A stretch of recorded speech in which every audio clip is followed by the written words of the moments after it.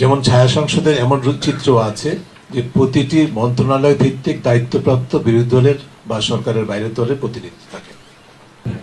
পৃথিবীর বিভিন্ন দেশে যেসব দেশে সংসদীয় গণতন্ত্র কার্যকর হয়েছে, ভালো কাজ করছে, সেখানে ছায়া সংসদ চর্চাটা মানে কার্যকরভাবে পরিচালিত হয়। যেই দল ক্ষমতায় আছে তাদেরকে তাদের কার্যক্রম প্রতিহত করার জন্য নয়, তার কার্যক্রমের জবাবদিহিতা নিশ্চিত করার জন্য বিষয়টা। যেমন ছায়া সংসদের এমন চিত্র আছে যে প্রতিটি মন্ত্রণালয় ভিত্তিক দায়িত্বপ্রাপ্ত বিরোধী দলের বা সরকারের বাইরের দলের প্রতিনিধি থাকে।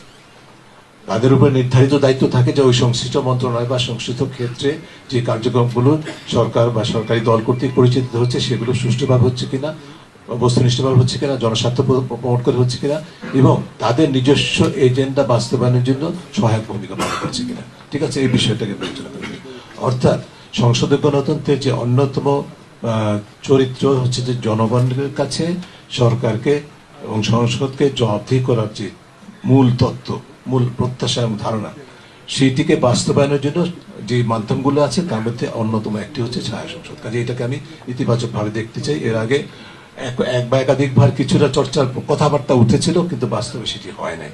ছায়া সংসদ থাকাটা ভালো, বা ছায়া ক্যাবিনেট, ছায়া সংসদ তো আসলে ছায়া ক্যাবিনেট, সব বাস্তবে কথাটা ছায়া ক্যাবিনেট, ছায়া মন্ত্রিসভা, ওই অর্থে এটাকে আমি নিজে এতক্ষণ ভুল করলাম আপনার প্রশ্নের ইয়ে করতে গিয়ে। ছায়া মন্ত্রিসভা আসলে, কারণ এবং যে ততগুলো মন্ত্রিসভা যতগুলো সদস্য হবে, যতগুলো মন্ত্রণালয় হবে, প্রতিটা মন্ত্রণালয়ের ক্ষেত্রে যারা সরকারের বাইরের দলগুলো বা সংসদে প্রতিনিধিত্বকারী দলগুলো, তারা নিজেদের প্রতিনিধিকে দায়িত্ব প্রদান করে সংশ্লিষ্ট মন্ত্রণালয় বা ক্ষেত্রে জবাবদিহিতার সাথে জনগণের সাথে জবাবদিহি নিশ্চিত করার জন্য কাজকর্ম পালিত হচ্ছে কিনা সেটি দেখার একটা অন্যতম উপায় হচ্ছে ছায়া সংসদ।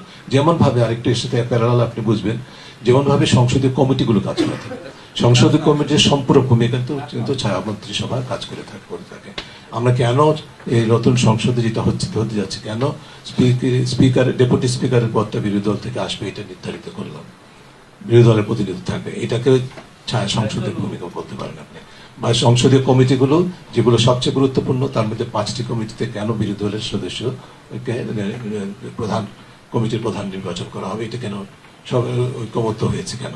এর কারণটা হচ্ছে যে মানে এই গুরুত্বপূর্ণ কমিটিগুলোতে যেন সরকারি দল বিরোধী দলের কাছে জবাবদিহি করে, অর্থাৎ প্রকারান্তরে জনগণের কাছে জবাবদিহি করে, এই বিষয়টা সুযোগগুলো সৃষ্টি করে। আমি একটা শর্ট কোয়েশ্চেন, ইম্পর্টেন্ট কোয়েশ্চেন, কিন্তু লম্বা জবাব দিলাম। প্রথমে একটু নিজেই কনফিউজ করেছিলাম, কিছু মনে করবেন না। শব্দটা হচ্ছে ছায়া মন্ত্রিসভা আর শ্যাডো ক্যাবিনেট, কথা শ্যাডো ক্যাবিনেট।